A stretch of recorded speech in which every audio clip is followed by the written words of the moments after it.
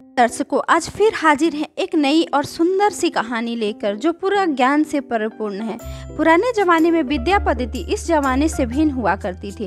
उस समय जंगल में निवास करने वाले ऋषि ही शिक्षा प्रदान करते थे। चाहे छात्र धनी हो या निर्धन, सबको एक समान आचरण और ज्ञान मिलता था। अध्ययन के साथ गुरु की सेवा भी करनी पड़ती थी। उस पद्धति को गुरुकुल वास कहा जाता था। उस समय गौतम ऋषि नाम के एक प्रसिद्ध ऋषि हुआ करते थे। वे वेदों के ज्ञाता थे। उनके पास बहुत से छात्र पढ़ते थे। एक शिष्य का नाम सत्यकाम था। उस शिष्य के बारे में इस कहानी में बताई गई है। उनकी माता का नाम जबाला था और उनकी माता शिष्य के रूप में अपने बच्चे को गुरु को देना चाहती थी। फिर माँ ने एक दिन की बात है गुरु से स्वयं सत्यकाम के बारे में बात की तो गुरु ने बताया कि ठीक है, आप शिष्य को भेज दीजिएगा। सत्यकाम का परीक्षण करेंगे तभी मैं उसे गुरुकुल में वास दूंगा। तभी माँ संकोच में पड़ गई क्योंकि उन्हें सत्यकाम के पिता का नाम नहीं पता था। अवैध संतान जानकर कहीं गुरु वेदशाला में शिक्षा प्रदान करने की अनुमति ना देंगे, जिससे उनको एक भय होने लगा। इस बात से माँ लज्जा हो रही थी और माँ अपने पुत्र को कैसे बताए इस बारे में सोच रही थी। माँ ने सोचा कि पुत्र को यह जानकर बहुत ही लज्जा पहुंचेगा कि वह एक अविवाहित माता का पुत्र है। अगर ऋषि यह बात जानेंगे तो भड़क उठेंगे और छात्र भी इसे अनैतिक मानेंगे। ऐसा माँ ने सोचा और माँ ने पुत्र से घृणा करेंगे कि ये एक बिना पिता के पुत्र है। फिर माँ ने थोड़ी देर सोचा, फिर चिंता होते हुए भी माँ ने कहा, ठीक है, कोई बात नहीं, मैं सत्यनिष्ठ महिला हूँ। अगर मेरी शक्ति का एकमात्र साधन सत्यनिष्ठा है तो मैं ये सारी बातें अपने पुत्र को बता दूंगी और अपना संकोच को त्याग दूंगी। उनका पुत्र सत्यनिष्ठ और सत्यवादी बने, इसीलिए माँ ने सत्य बोलने का संकल्प लिया। उन्होंने सत्यकाम को फिर चूमा और बताया कि वो अनेक जगहों पर दासी के रूप में सेवारत रहती थी। मैंने कभी विवाह नहीं किया, मेरा नाम जबाला है और इस बात से तुम्हारा कुछ लेना देना नहीं था। मैं ऋषि को यह बात इसलिए बताना चाहती हूँ कि सत्य ही मेरे पास है और कोई धन नहीं है।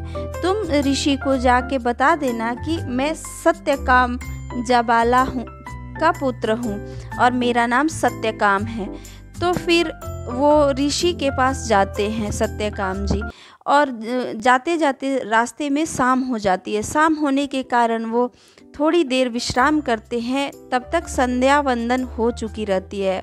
गुरुकुल पहुंचने के बाद गुरुजी उनको बुलाते हैं और उनका परीक्षण करते हैं। परीक्षण में उन्होंने जो भी उनकी माता जी ने बताया था वो सारी बातें अपने गुरु को वो बताते हैं और गुरु एक टक से उनको देखते हैं। फिर गौतम ऋषि देख के और उनके मुख पे निर्भीकता जैसी वाणी को देख के गौतम ऋषि बहुत खुश हो जाते हैं और उस बच्चे को गले से लगा लेते हैं और कहते हैं, कटु सत्य कोई नहीं बोल सकता, तुम एक सच्चा ब्राह्मण हो, इसीलिए तुमने कटु सत्य की सारी बातें हमें बताया। और इस तरह गुरु ने उन्हें अपनाकर और उन्हें शिक्षा देने की अनुमति प्रदान कर दी। फिर उस जमाने में तो गायों की मात्रा ज़्यादा रहती थी, जिसको संपत्ति के रूप में देखा जाता था। गायों के घास ना उपलब्ध होने के कारण गुरु ने एक दिन अपने शिष्य सत्यकाम को बोला कि शिष्य, तुम अरण्य के भीतरी भाग में 100 गायों को ले जाओ और इन्हें 1001 करके लाना, तब मेरे पास आना।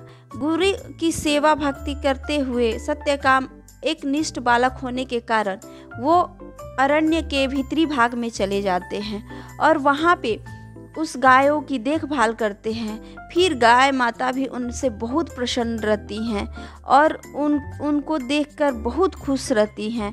गाय माता लोग की देख रेख बहुत अच्छे से वो करते हैं। उसके बाद उनकी वहीं पर विद्या भी ग्रहण करते हैं और मनुष्य की आवाज़ से एक बैल ने बोला कि हे सत्यकाम, आप बहुत ही सत्यवादी शिष्य हो और अपने गुरु की बहुत ही अच्छी से सेवा कर रहे थे। हम सब ने आपको देखा। वो बैल कोई आम इंसान नहीं था, वो बैल एक भगवान स्वयं थे। उसके बाद उन्होंने कुछ उपदेश सत्यकाम को दिया और कहा कि ये ज्ञान तुम्हारे लिए अति आवश्यक है, और आध्यात्मिक ज्ञान देकर वो वहाँ से उन्हें आशीर्वाद रूप देकर चले गए। फिर गायों की गणना करो। उन्होंने बताया कि गाय जब गणना करोगे तो तुम्हारे पास 1 सहस्त्र गाय हो गई रहेंगी। बालक शिष्य सत्यकाम ने ऐसा ही किया। तब उनके पास 1 सहस्त्र गाय से अधिक गाय हो चुकी थी। वह प्रसन्नचित होकर अपने गुरुदेव आश्रम की ओर जाना चाहते थे और वो अगले दिन ही वहां से चल पड़े। पर उसी मार्ग से आवाज़ सुनाई पड़ी कि देवतावाणी थी। वो स्वयं अग्निदेव आए वहाँ पर और उनको परम तत्व के बारे में कुछ बताया। सत्यकाम फिर आगे बढ़े और वो आश्रम की ओर चल पड़े। सत्यकाम ने गायों के पेड़ों से बांध दिया और अग्नि प्रज्वलित करके ध्यानस्थ होकर बैठ गए। उसी समय एक श्वेत राजहंस को अपने पास आते हुए देखा और राजहंस भी उड़ते उड़ते वहां पर आ पहुंचे जहां पर स्वयं सत्यकाम बालक बैठे हुए थे। उस राजहंस ने भी आध्यात्मिक तत्वों के बारे में अति महत्वपूर्ण उपदेश उन्हें दिया। अब सत्यकाम की पूरी शिक्षा हो चुकी थी। उनका मुखमंडल ब्रह्म ज्ञान के तेज से प्रकाशित होने लगा था। उनका मन शांत हो गया था और उन्हें परम सत्य की उपलब्धि हो गई थी। जब सत्यकाम अपने गुरु के समीप आए तब महर्षि गौतम ने अपने शिष्य के चेहरे का ब्रह्म ज्ञान की आभा से अलौकिक देखा। उन्होंने प्रसन्न होकर सत्यकाम से पूछा, वत्स अरण्य से क्या किसी ने तुम्हें तत्वोपदेश दिया था? सत्यकाम जंगल में जो कुछ भी घटा था वो सब कहकर सुना दिया। इस वचन में सत्यनिष्ठा एवं गुरु सेवा का सर्वोच्च ज्ञान की प्राप्ति का कारण बताया गया है। इसीलिए सत्यकाम पूर्ण रूप से परिपूर्ण बालक बन पाए। आपको अच्छा लगा हो तो लाइक जरूर से करिएगा।